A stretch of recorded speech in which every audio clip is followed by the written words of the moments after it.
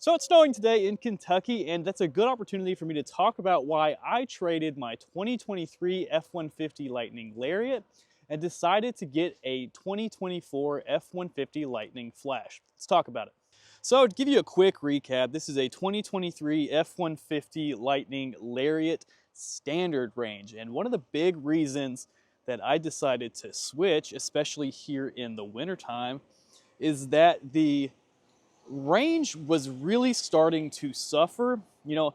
For most of the summer and spring, I was getting around 2 to 2.1 or so miles per kilowatt hour on the battery. So I was able to actually max it out at about 240 miles of range. And once it started getting cold and really started dipping below the 30s, I really started to notice a change where this truck was only going to be able to get me about 90, 95 miles when I had about 80% of charge, which is where I kept it most of the time.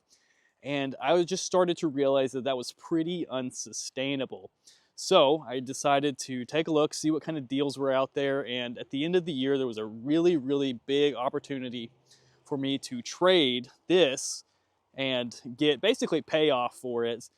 And then I decided to trade into this 2024 F-150 Lightning Flash.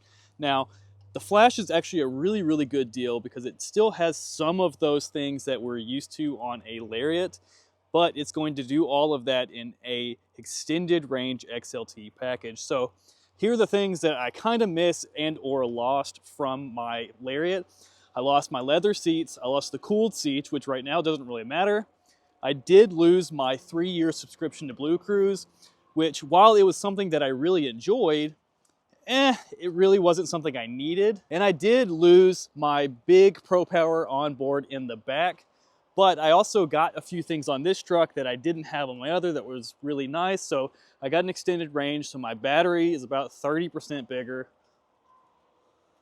And I got a mobile charger included with this, so I'm able to do a little bit of home charging. I did actually opt out of getting the standard install and charger from Ford. I decided to take that $1,000 rebate and add it into the rebate stack for this truck. So dollar for dollar, it's really just a better deal for me because I'm able to do a little bit more and worry a little bit less about my overall range. So I was able to get a trade of around the payoff of what that truck was, which meant I didn't roll anything into this truck. So I was able to get this truck for around $48,000, which is a big, big discount from the $71-ish thousand window sticker. So I'll put the window sticker on here and I will let you know what price I paid for it. I don't have it off the top of my head, but I'll put it in here, right here, so that you know exactly how much I paid for this truck. So again, really some of the big benefits are that I'm getting an extended range battery.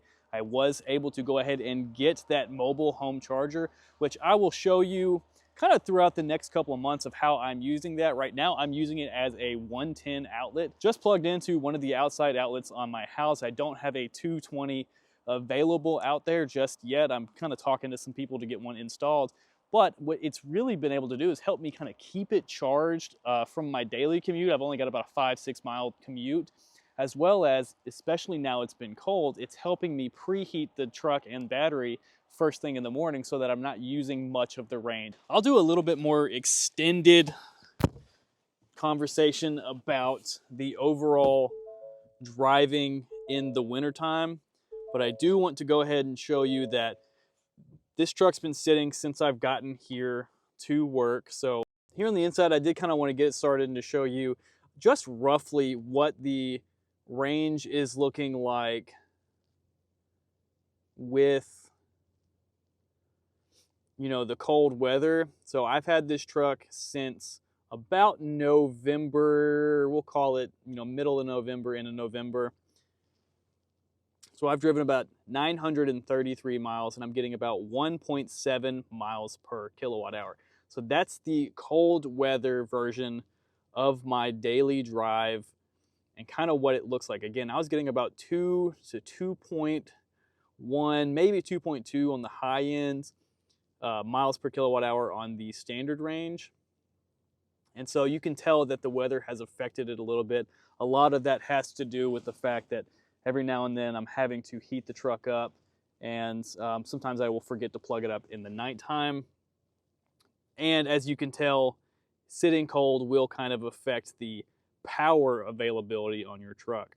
So I'll go into more information about what it's like to drive an electric truck in the winter time, and kind of what things you can do to offset a little bit. You know, it's below freezing here today. It was in the 15 range when I woke up this morning, and obviously it's snowing outside. So, you know, we're finally dipping into winter here in Kentucky, and you know, it's going to be a great opportunity for me to test this truck and see how it's actually doing. And another thing I want to do is I want to introduce our new YouTube channel here at the dealership. Now, this channel I am posting on right now, the regular Hunt Ford channel, is going to stay put. There's nothing really going to be changed with it. I am going to start trying to introduce some more of our sales staff.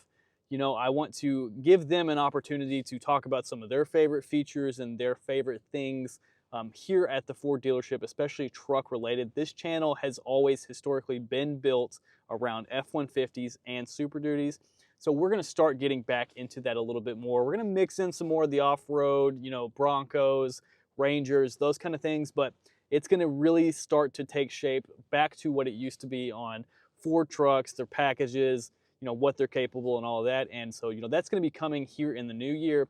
But I am now going to be creating a EV specific channel. So I'll link that down in the comments below.